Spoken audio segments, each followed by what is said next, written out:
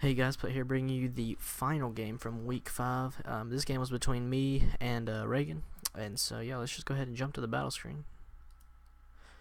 Alright, so Reagan's on the top side of this one. He's bringing the Nidoking, Rotom Heat, Chansey, Malamar, Krookodile, Keldeo, and on the bottom I'm bringing Azelf, Gyarados, Alomomola, Claydol, Gourgeist Super, and Dodrio.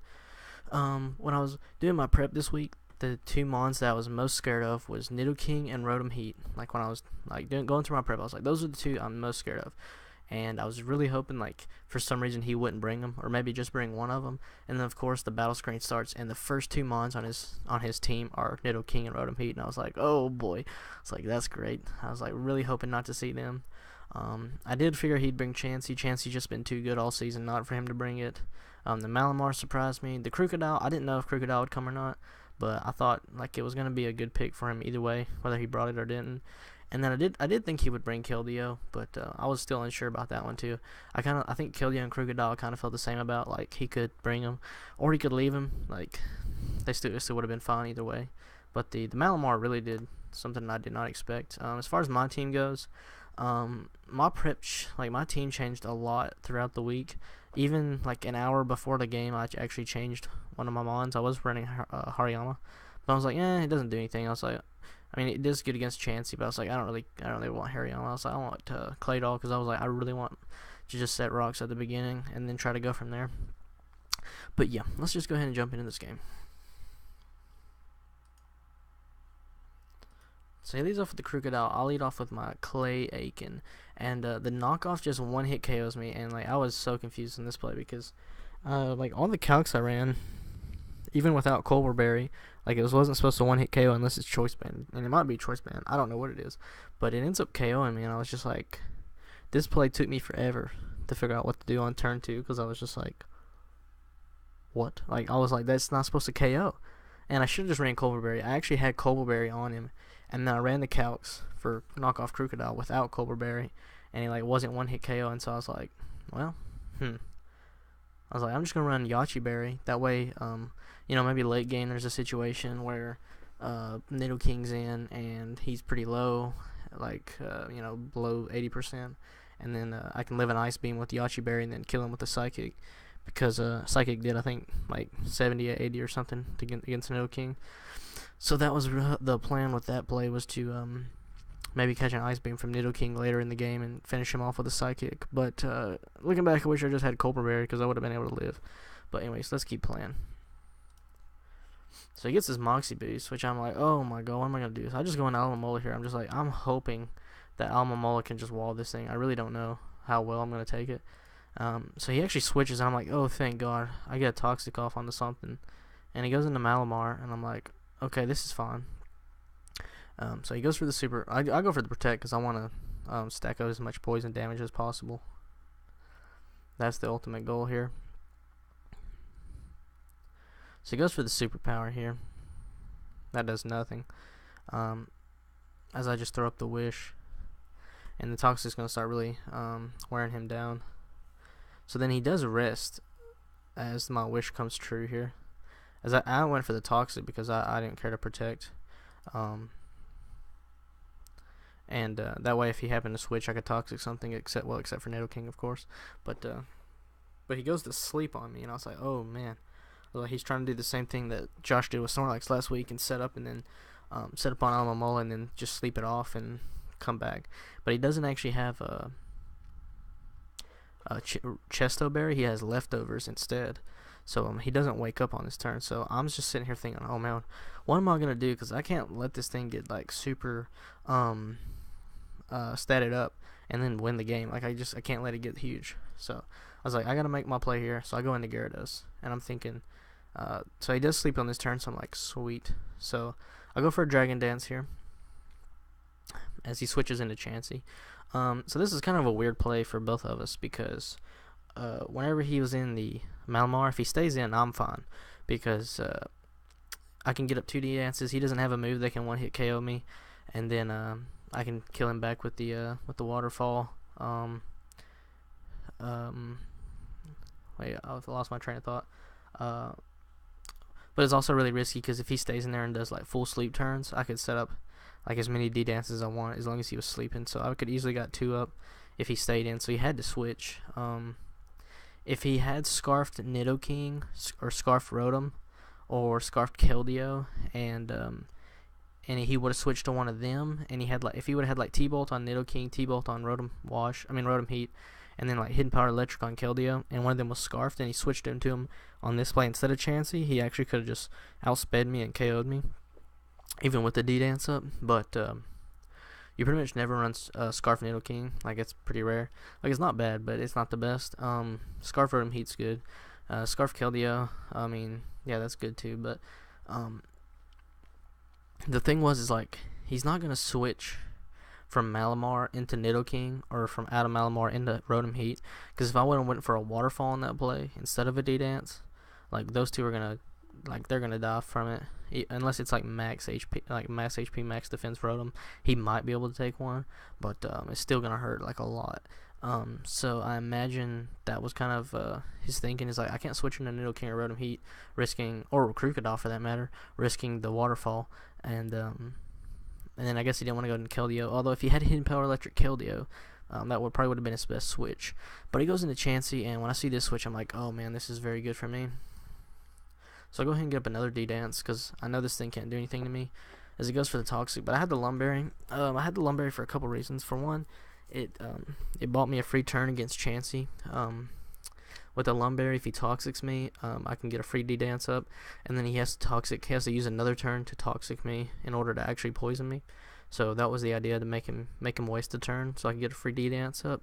Also, it was if he brought Blastoise, because Gyarados has a really hard time breaking through Blastoise, especially if it's defensive Blastoise. And even though Blastoise can't really touch me back, he can burn me with Scald. So that was kind of the idea, is like, if Blastoise came out and I needed to, if I couldn't break through him, I might have to set up another D-Dance or two to have enough damage to really break through him, since he resists like all my moves. And so I brought the Lumberry in case he Scald burned me on one of those plays, because that would really be the only thing that he could do to me. Unless he was running Hidden Power Electric Blastoise, I mean, that would have been like his best switch in overall. But he didn't have that, thankfully. That's why I went into Gyarados so soon, because I knew he didn't have the Blastoise, so I was really glad to not see that. But anyways, I'm at +2, and I just chomped down my Lumberry, so let's play it. So he goes into Nidoking here, and I have no idea why. But I just kill him. And I get my Moxie boost, so now I'm at +3. So now he goes into Chansey here, and I can't, I think I only one-hit KO Chansey at, like, I think I have to be +6 maybe before I can actually one-hit KO Chansey. I can't remember what the calc was, but it was something crazy like that. So I knew I went one-hit KO it, but it's definitely a 2-hit KO range at +3. As he sets up his rocks, which I have no idea why he did that. I don't have no idea. I guess maybe he thought he was just gonna get one shot, so he just clicked something. But if he would have Toxic me, I don't think he could have. I still don't think he could have won with the Toxic, but it would have worn me down a little bit. Honestly, his only chance to win the game at this point is Keldeo. I had Bounce on Gyarados, which is like a 2-turn flying type move that you never see anybody ever use because it's garbage. But I had to run it in this match because Keldeo completely walled me if I didn't have Bounce. And so Bounce was a guaranteed one-hit KO, but it has 85 accuracy. So the way he wins the game is like, if I miss Bounce and then he has Hidden Power Electric, he can actually win the game. So it's like a pretty small chance, because 85% accuracy is pretty decent. But I mean, he had a 15% chance of actually just Gyarados missing the Bounce and then Hidden Power Electric from Keldeo taking out the Gyarados. And that was the thing I was scared of the most. But he actually just goes ahead, and for some reason he switches straight into Keldeo, which is great for me because it gives me the chip damage I need to where I don't have to worry about clicking Bounce. I can just click Waterfall again. So that pretty much seals his fate. Unless he has like Scarfed Rotom Heat for some reason. I mean, not Scarf, but Sash Rotom Heat. But you would never run Sash on Rotom Heat, as I just killed the Krookodile with another Waterfall. I'm at +5 now. Then the Malamar obviously does die to a Waterfall. And I get my Gyarados up to +6 because of Moxie. And then the Chansey goes down.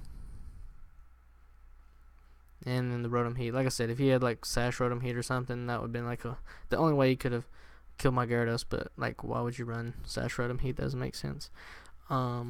Overall, This battle was my plan for this battle was that I needed to set up on Chansey, because I looked at his team and I said, he doesn't have many good Gyarados switch-ins. Like Kildeo's not a good switch-in. Obviously, seen from that play right there. But like Blastoise, for example, can switch in pretty good, especially if it's defensive bulkies at Blastoise. Because I can't hit him super. I can at least hit Kildeo super with a bounce. But looking at his team, I was like, he doesn't have really anything that can just completely wall me. So I knew if I got set up, I knew if I could just get 2D dances, my chances of winning the game were like really high. I actually didn't expect to set 2D dances and sweep with Gyarados. That wasn't the plan. It was really the plan was to set a couple D dances and then try to take out 2 or 3 with me, and then make Gyarados go like 1 for 3 or 1 for 4, something like that, to like where he pretty much almost wins me the game himself, but not. I didn't expect a 6-0. But he didn't bring some of the mons that like I expected him to bring to beat Gyarados. So and also I didn't expect for the setup to go as smoothly as it did for me. Because like I didn't expect the Malamar to go to sleep, and when I seen that happen, I was like, well, this is a free turn to set up. And then he also had to switch into his Chansey because all his other switch-ins were too risky, and that allowed me to get up 2 free D dances, and then the game was pretty much over once I got the +2 speed, because I could just keep stacking my Moxie, and half his team was weak to Waterfall, and then the other 2 were neutral, and then I also had a way to hit Kildeo super effective. So overall, Gyarados it was just a simple play of him sleeping while I have a setup mon in the back. Yeah, I think if he's gonna run that set on Malamar, he needs to run Chesto Berry so they can rest and then wake up immediately. Because if he'd have done that, he'd have been in a much better situation. I wouldn't have been able to just go straight into Gyarados and start Dragon Dancing. But because he was actually just snoozing on the field, I was able to go to Gyarados and just start D-Dancing. And yeah, that just won me the game. Simple setup play, nothing special. Like I said, I didn't expect for him to actually 6-0 Gyarados to 6-0 his team. But yeah, overall it's a good game. My plan worked out better than I expected, actually. And yeah, I'm finally back at 2-3. If I would have lost this game, I would have been the only team that still had 1 win. So thankfully, I was able to pull this one out. And yep. Wait, I got the MVP. Hold on. Obviously, the MVP is Gyarados. I only used like 3 mons all game, anyways. So like, I had to choose one. It had to be Gyarados, right? Gyarados. I don't know, 6-0. Nothing fancy. Just the good old Dragon Dance sweep with the Moxie train included. Anyways, that's the last game for week 5.